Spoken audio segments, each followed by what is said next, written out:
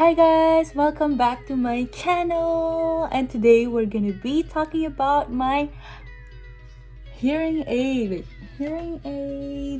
I'm so excited. This is a very personal story that I'll be sharing with you guys. Okay, so yeah, let's get into this video. My hearing aid journey. Okay, so how did I know that I had a hearing problem? This started when I was a little kid. Maybe mga around 5 years old pa lang ako nun. Me and my sister was playing sa bed ng parents ko. And then, syempre, like little kids, you know, you like to explore on things and just do random things na we don't realize that's harmful to us, diba? So what I did was that I put a Q-tip or cotton buds in my ear, and then I started jumping in my bed or in my parents' bed. Tapos biglang tumama yung ear ko sa bed na poke through my eardrums. Tapos they took me to the ER. Tapos palaman namin na ayun nga, dumugo siya at saka na-poke na yung eardrum ko. So I grew up na my parents were kind of hoping na sana wala namang nangyaring masama. Unfortunately, meron, nadamay yung pandinig ko. Although growing up, we learned na hindi naman pala siya purely just because of that incident. It's also because it's genetics na merong genes sa family namin na may hearing problem. Mas na-trigger lang siya nung nangyari yung incident na yun. I was around 5 years old noon, and then growing up, mahaba yung naging process for me to just learn about hearing aid. Ganon, just to learn about hearing aid. Nung una pa actually, we didn't know about it. Nasa Pilipinas kami, I remember. We would go to different like clinics and hospitals just to find out what was wrong with my ear. Naalala ko yun. I would always be irritated dun sa eardrop. Kasi imaginein mo, I was just a little girl. Tapos, may nilalagay sila sa tenga ko na I'm not comfortable with, diba? Oh yeah, my dad told me na na-realize niya daw na hindi ako nakakarinig ng maayos nung nanonood ako ng TV. I was watching TV, and then suddenly I wasn't responding to them when they were calling my name.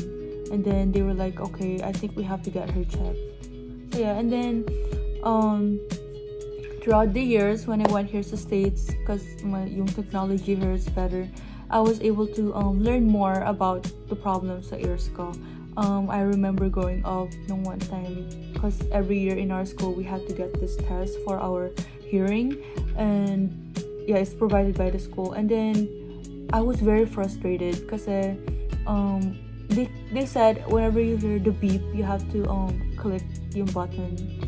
But the thing is, I couldn't hear anything. So na-frustrate ako na bakit lahat ng classmates ko, they were already done, and I've been inside for so long already, and they thought that I was just messing with the button, but I wasn't. Like, I really couldn't hear yung beeping sound na sinasabi nila. And then, so because of that, we progressed into getting or seeking actual medical assistance, you know, with my ear.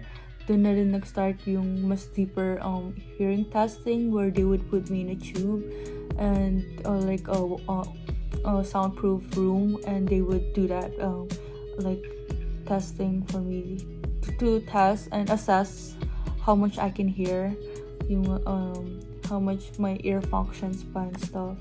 And we learned na my left ear can't hear anything anymore, na hindi na siya nakakapagtanggap or accept ng sound, pero nakaka-feel na lang siya ng vibration. And then my right ear was also affected. Like, we found out na possible pala yun. If you have a hearing problem with one ear, the other ear can get affected throughout time. So the doctor suggested na I would wear hearing aid na lang. And sa totoo lang, nung una, we were hesitant about getting it because it's very expensive. Just for one hearing aid during that time, it was already around $1,300 just for one, and imagine I had to get two. And then for my left ear, I had to get a special one kasi nga mas malala na siya, wala na talaga ako naririnig. So I had to get a bigger device for it. So, and then I also dealt with the anxiety, of course, na what if people will judge me type of like dilemma sa pagdadaan with me wearing hearing aid, diba? But with God's grace, there were people that helped us naman for me just to be able to hear again, hear properly, or at least help my hearing and support it, diba? So yeah, yun nga, so on my left ear I can't really hear any, wala na siya as in naririnig. So I depend on my right ear lang. Yeah, hold on. When did you start anxieties and okay, so now tapos ano po yung mga anxieties and stories like, or like how it affected my confidence growing up is that nung bata ko, dahil nga I didn't know or I didn't see myself as a normal child. Yeah, as a normal child na ang bata-bata ko pa lang pero may hearing aid device na ako, diba? So it really crushed my anxiety. Parang yung confidence ko sobrang bumaba. I was like, how will people accept me? Ganon and stuff. Because I'm not gonna lie, I did go through a lot of bullying because of my hearing. I remember when I was a little girl, like, I mean, yeah, I was a little kid. I was in middle school, I think. People would be behind me and like mouthing words that they know I can't hear without me realizing na tinatawanan na pala ako. So like all those like stories kind of like shattered me. Parang nagtago ako. I hid inside my own little shell. And just parang yun nga, parang I isolated myself because of the lack of confidence na I feel like people would always be talking about me and I wouldn't know it. So parang natakot akong magmukhang tanga, ganun, because I wouldn't know what they were saying. Because until now naman, to be honest, until this day, one of my greatest anxiety is my hearing. Kasi parang when I get into serious like or like important moments, siyempre like when you're nervous, everything shuts down a little bit, diba? So, yung hearing ko parang mas lalo lumalala na I can't really hear anything. So, I get nervous na what if they ask me something important and then I can't really hear it. So, it also affected how I interact with other people. Like, lalo na, like, especially lately. Now, it's like, I fear that if someone talks to me, I might not be able to respond to them properly because I didn't hear the questions right, you know. Because it happens a lot, like, if they ask me something and then I'm like, wait, what would you say? They just laugh at me. So it's like, for me, it's like, kahit na for them it's nothing, it's a big thing for me because it's like, are you making fun of me because I didn't hear what you said? And it's like, parang, okay, I'm sorry na hindi niyo narinig yung sinabi ko, diba? Parang ganun. So yeah, it really did affect me on the long run and until now, to this day. What's the con about it though? Oh wait, the pros about it is that it taught me a lot then na like sometimes I joke about it. I'm like, siguro ginawa kong bingi ni Papa God para hindi ko marinig yung mga people that talk smack about me or whenever I get in trouble with my mom. It's a bad joke, but I just take it that way para lang to make it feel a little lighter, diba? It feels good then to have this hearing disability kasi I get to shut down the world. I get to shut down the noisy thing that bothers me, you know, like when I want a quiet time for myself, I get to do that. Not everyone can do that, diba?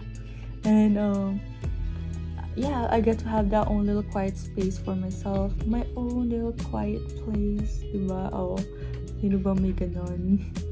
And then it also made me realize na people like me who have hearing problems are actually accepted. Alam mo yun, like, it's not really a big deal. Kasi growing up, it was one of my anxiety na, what if a guy talks to me and they get turned off because I have to wear a hearing device? And surprisingly, I never had a problem with that. Never ako nagka-problem with talking to anyone and being, like, parang rejected because of my hearing problem.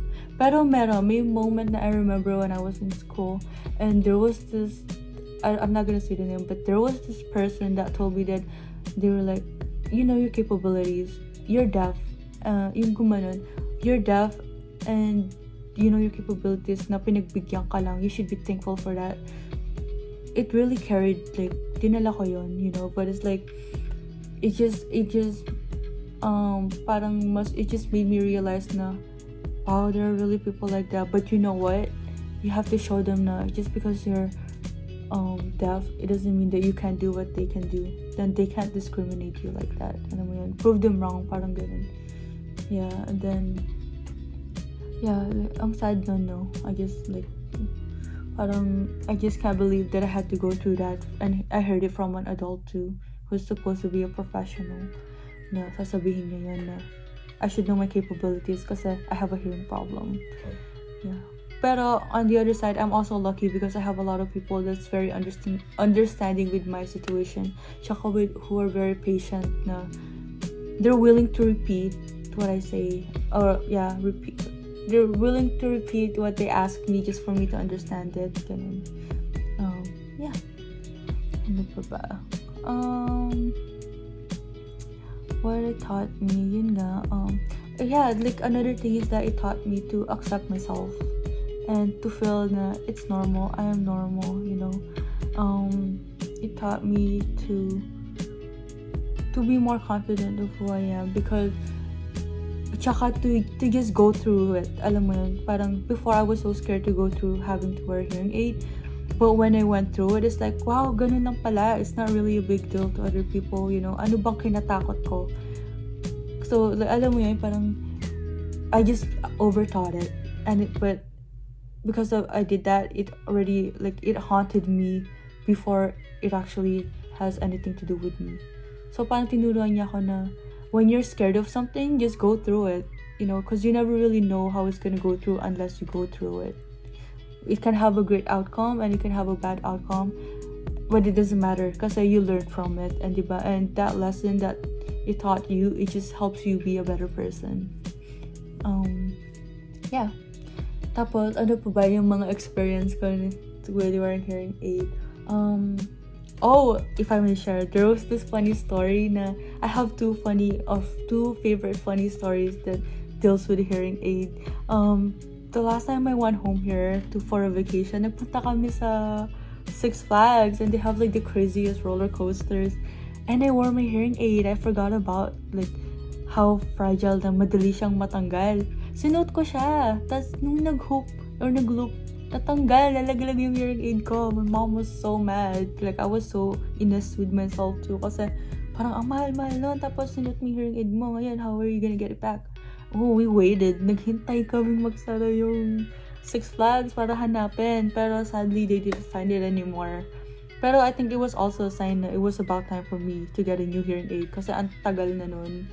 Then another one is that when Austin asked me to be his girlfriend, he sat on my left side sa left and I didn't hear him kasi he asked me to be his girlfriend sa church, so he had to whisper to ask me to be his girlfriend, diba? Di ko narinig yung sinabi niya, so I didn't know that he was asking me to be his girlfriend. And then I was just like, tinitingnan ko lang siya. And then he had to repeat it, like, buti na lang he repeated it and understood why I didn't understand him. Pero kawawa siya kasi he thought that I rejected him. Pero hindi niya alam, hindi ko lang siya narinig. And like now it's like a funny story that we always talk about when the time he asked me to be his girlfriend. Yeah. To go forward with it, and just a little update about it. Like, I don't know if you guys noticed, but like a few months ago I posted na I'm sad because I realized na both of my ears are deteriorating. Like even my right ear is starting to parang slow down and parang bumababa na rin yung pandinig niya. And they recommended that I get the Cochlear implant. And to be honest with you, I'm not comfortable with it yet. Kasi it's a big device, diba, na that will go behind your ear. And so it's more visible compared to hearing aids. And to be honest, with my age now, I'm not comfortable yet. Although my parents do recommend that I get it na. Kasi nga, at least as young as I am now, it can help parang agapan yung situation, diba? Pero I think with me personally, I want to wait a little longer. Maybe just a couple more years. Kasi I want to enjoy na having that worry, you know. Like, yeah, I did talk about how just going through it, even if you have fear. But I feel more comfortable with just enjoying myself muna without having to think about that big device in my ear, diba? Na kahit konting years lang muna na for me to feel that comfort and just enjoy that comfort muna within myself. But I know that eventually I'm gonna have to wear it. It's gonna help me, diba? It's for a better result naman. So it's not something that I should avoid.